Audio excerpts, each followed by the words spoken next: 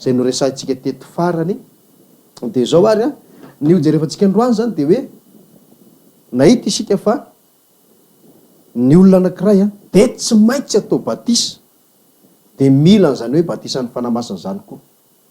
Inona no antony? Ny antony de mba hoe ananatsika antoka fa andova fiainana mandrakizay sika. Ny tenin'Andriamanitra nefa de milaza mazava fa ny zanak'Andriamanitra ihany no afaka mandova fiainana mandrakizay. Be de be tsika no mety afaka eritreritra sy teny avy hatrany hoe zay koa ane zanak'Andriamanitra. Fa zao mba tsy tenitenenana foana sy adiso hevitra indray anampy fahadiso-kevitra zay mety efa ao aminao. De aleo fantaritsika araka ny soratra masina no hoe inona marina izany tena hoe zanak'Andriamanitra izany. Ny teny tsy azo adinoina aloha de zao. Zay mahatonga anany teny teo hoe mety iteniteny foana sika hodiso hevitra indray fa ny azo adino aloha ny teny efa nianarana teto zay averiko vakino amin'ny Jaona 4:470. Jaona 4:470 zao ny vaky ny teny.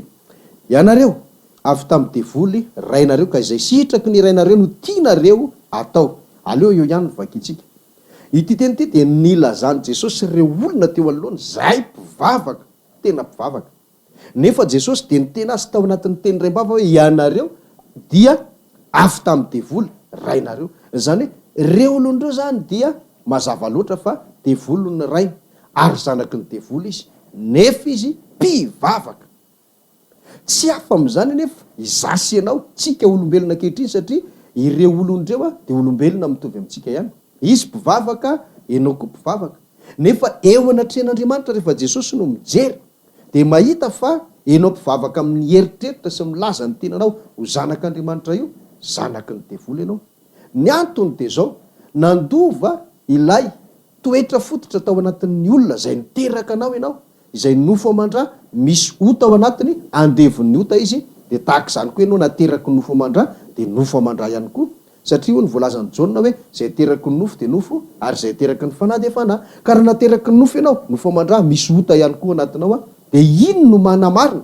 Satria ny ota tsy avy amin'Andriamanitra fa avy amin'ny devoly. De ino no manamarina fa zanaky ny devoly ny olona rehetra zay teraka eto amin'ity tany ity? Tsisy olombelona teraka eto tany zany ka afaka ilaza fa zanak'Andriamanitra. Fa zanaky ny devoly daholo ary Jesosy Kristy no nilaza ny teny io azotsika amarinina tsara. Dia raha zanaky ny devoly mazava loatra tsy zanak'Andriamanitra, tsy andovan'Andriamanitra raha izany noho izy. De zay no natonga an'le teny any amin'ny Korintianina 1:5 efa nomeko anareo teto ny 1:50 milaza hoe ny nofo amandra tsy mahazo mandova fanjakan'Andriamanitra satria zanaky ny devoly.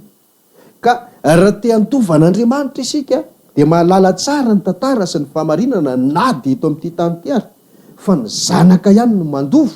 Ka raha te andovan'Andriamanitra isika de zao ny fantara, zanak'Andriamanitra no mandova azy fa tsy ny zanaky ny devoly. Tokony hipetraka ao anatintsika ary ny fanontaniana hoe inona ny tokony atao na ahoana ny tokony atao atonganao lay zanaky ny devoly ho lasa zanak'Andriamanitra. De aleo ny tenin'Andriamanitra no amalitsika azy satria zay raha teo ny tena zavatra hijorotsika eto de ny fifotorana ao anatin'ny atao hoe tenin'Andriamanitra. Andao ary iverinao amin'le Jaona isika de ny toko 7, andininy 7. Jaona toko 7, andininy 7 de nitohatra amin'ny 5 ile mivakitsika fa ny andininy 7 ihany mivakitsika manao hoe Jesosy namalika nanao taminy hoe lazaiko aminao marina de marina tokoa raha tsy ateraka indray ny olona de tsy mahazo mahita ny fanjakan'Andriamanitra. Za olona, enao olona, efa nateraky ny mamanao sy ny dadanao ianao, indrindra nateraky ny vehivavy. Fahaterahana voalohany. Fa ity tenin' Jesosy ity dia mametraka tsara hoe mbola mila mandalo tahaka an'izany fandroana ianao. Zany hoe ateraka indray faharoa. De ny tomoa ny tantara de nanontany Nikodemosy ahoana natateraka an'izany? De namaly Jesosy le hoe efa nivakitsika teto ateraky ny rano sy ny fanahy. Fa zao ny dikan'ity teny ity raha ohatra mijerytsika eo amin'le baiboly zay mety mahazatra anao de raha ateraka indray de misy dikany ery ambany ery hoe ateraka avy any ambony. Iza moa le any ambony? Le ray Andriamanitra. Zany hoe raha te ahita ny fanjakan'Andriamanitra ny olona anankiray nateraky ny vehivavy zay zanaky ny devoly de tsy maintsy ateraka Andriamanitra ho lasa zanak'Andriamanitra. Zay le hoe ateraka avy any ambony. Ka fomba ahoana no atateraka an'izany satria io tsy tenen'ny vava fotsiny Andriamanitra aoka ianao hiteraka anahy de hiteraka anao izy, fa misy lalana soro-dalana voasoratra ao anatin'ny baiboly no omena antsika zanak'olombelona afa-tsika mizotra makany amin'izany atao hoe fiterahan'Andriamanitra antsika olombelona izany. Inona ary zay? De ny teny efa nianarana sy ny vakiana fa de ho amafisina fotsiny moa ao amin'ny Romanina 9 no misy an'izay teny zay ary aloha. Romanina 9 de ny 14 sy ny 15 ary no vakitsika. Romanina 9 14 de 15 amin'ny anaran'i Jesosy zao ny voalazany: koa niarana levina tamin'ny batisa ho amin'ny fahafatesana isika, mba ho tahaka ny nananganana ny Kristy tamin'ny maty tamin'ny voninahitry ny ray, no andehanantsika kosa amin'ny fiainam-baovao. Fa raha nampiraisina tamin'ny endriky ny fahafatesana isika, de ho tahaka izany koa amin'ny fitsanganany. Taiza moa ny tanteraka izany teny zay? Voalaza loatra eo amin'ny 14 hoe tamin'ny batisa. Inona ny tanteraka teo amin'ny batisa? Niarana levina. De avy eo naninona? De niarana tsangana ihany koa. Zay ny zavatra voafehy sy voasoratra araka ny teny vakitsika teo. Mba ho tahaka ny nananganana ny Kristy tamin'ny maty tamin'ny voninahitry ny ray izy, no andehanantsika kosa amin'ny fiainam-baovao. Dikany de zao eo amin'ny batisa le olona efa niresantsika teto zay tamin'ny fampianarana farany. De mandalo teboka anankiray. Teboka iray nanadinoana sy nikosehana ny fiainana rehetra teo aloha. Ary teboka iray handianana sy iainana ao anatina fiainana vaovao. Le fiainana taloha de le nofo andevon'ny ota. Maty eo amin'ny batisa. Fa le fiainana vaovao kosa de le fanahy lasa velona indray. Velona le fanahy. De iny fanahy velona iny manomboka eo no misy ao anatin'ny olona, de tsy sotatsony ao anatiny. Zay ny zavatra lalovan'ny olona sy raisin'ny olona eo amin'ny batisa. De izay ny fomba ahafahana mandray an'le hoe tsy maintsy adinoana le zanaky ny devoly, maty iny eo amin'ny batisa, le nofo andevon'ny ota. De rehefa maty ny nofo, ninarantsika indray fa velona indray le fanahy, efa nilazaiko teo. De iny fanahy velona iny am'izay zany no an'Andriamanitra iny. Fa le nofo zay velona talohany iny andevon'ny ota no an'ny devoly. Ka raha mipetraka amin'ny fanontaniana hoe fomba ahoana no hiterahan'Andriamanitra antsika, de ny valiny aloha efa nazavaina amafisinay any nefa hoe eo amin'ny fanaovana batisa.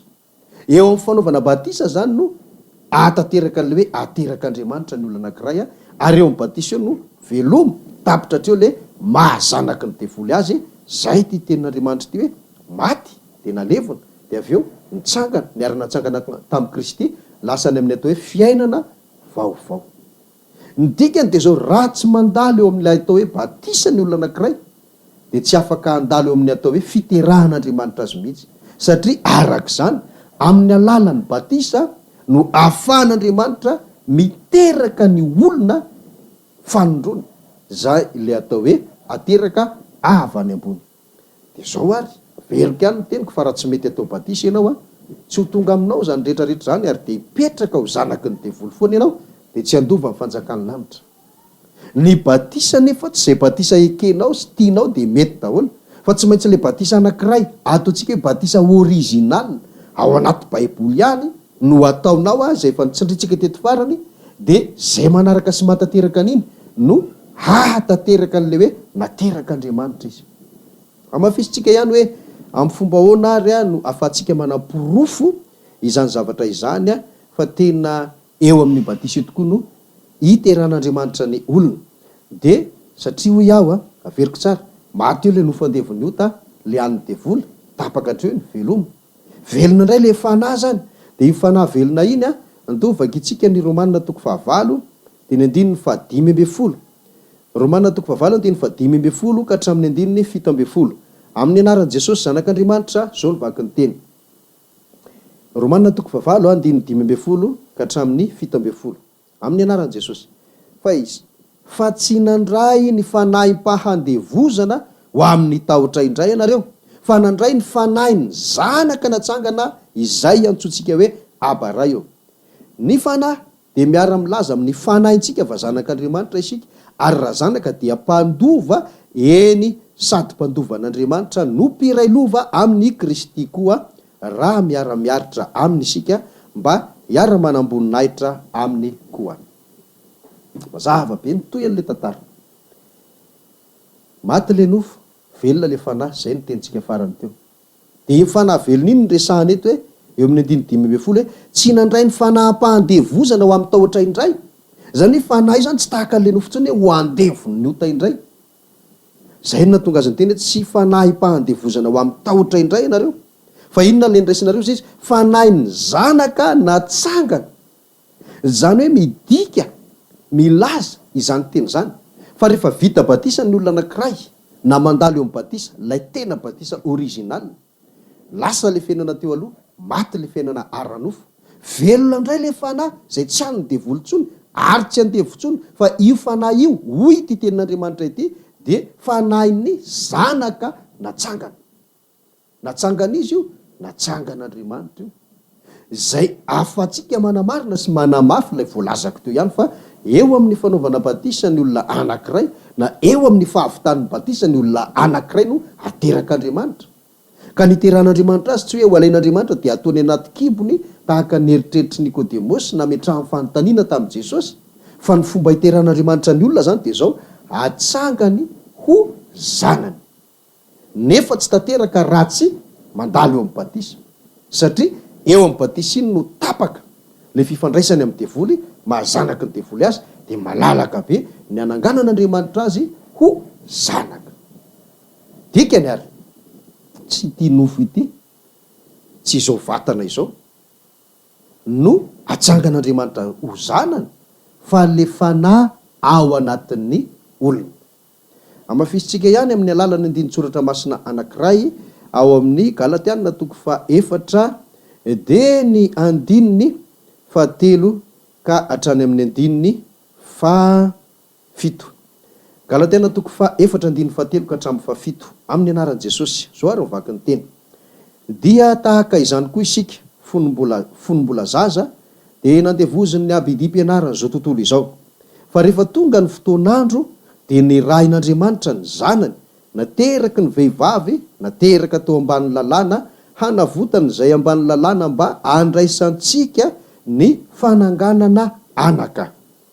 Ary satria zanaka ianareo de nirahin'Andriamanitra ho ato am-pontsika ny fanahy ny zanany, miantso hoe Abara eo, koa dia tsy mpanompo intsony ianareo fa zanaka, ary raha zanaka dia mpandova koa noho ny ataon'Andriamanitra. Mahazava be, tsy azavaina intsony, satria zay le fiainan'ny olona anankiray ho tonga zanak'Andriamanitra.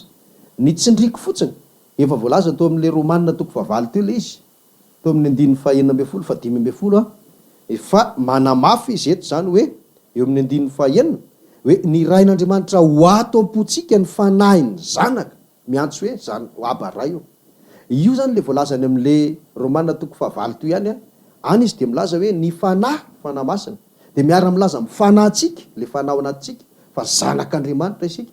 Zany hoe le zanak'Andriamanitra zany de fanahy masina miampy fanahin'ny olona. Fa raha tsy eo le fanahy masina na eo ary le fanahin'ny olona, mbola tsy zanak'Andriamanitra le olona satria mbola maty io fanahy io.